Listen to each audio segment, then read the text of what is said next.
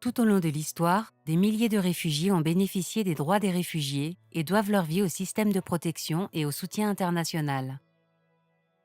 C'est après la Seconde Guerre mondiale que la grande majorité des pays du monde ont accepté d'accorder des droits fondamentaux aux réfugiés.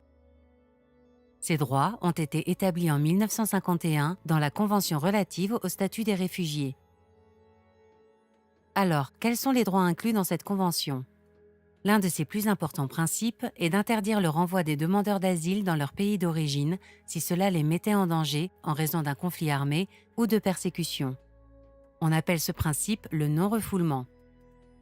Une fois qu'ils ont traversé une frontière, les réfugiés ont le droit de rester en sécurité dans ce pays. Ce droit comprend plus que la sécurité physique. Un gouvernement doit attribuer aux réfugiés au moins les mêmes droits et provisions de base qu'à tout autre étranger ayant le statut de résident légal. Ces droits comprennent la liberté de penser et de circuler, et bien sûr, l'absence de torture et de traitement dégradant. La Convention accorde également aux réfugiés des droits sociaux et économiques dans le pays d'accueil. Il s'agit notamment du droit au travail et de l'accès à l'éducation, du droit à l'autosuffisance pour les individus et leurs familles, ainsi que le droit à la santé. Mais qu'en cesse-t-il d'être des réfugiés? Certains pourront rentrer chez eux si la situation dans leur pays redevient saine. Ceux qui ne peuvent pas y retourner restent.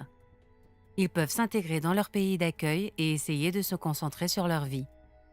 Ils apprennent la langue, vont à l'école, travaillent et dans certains cas deviennent même citoyens permanents du pays d'accueil. Selon leur situation, certains réfugiés peuvent être réinstallés d'un premier pays d'asile à un autre. Avant d'être réinstallés, ils passent par un processus de sélection très rigoureux géré par le HCR et le pays qui les reçoit.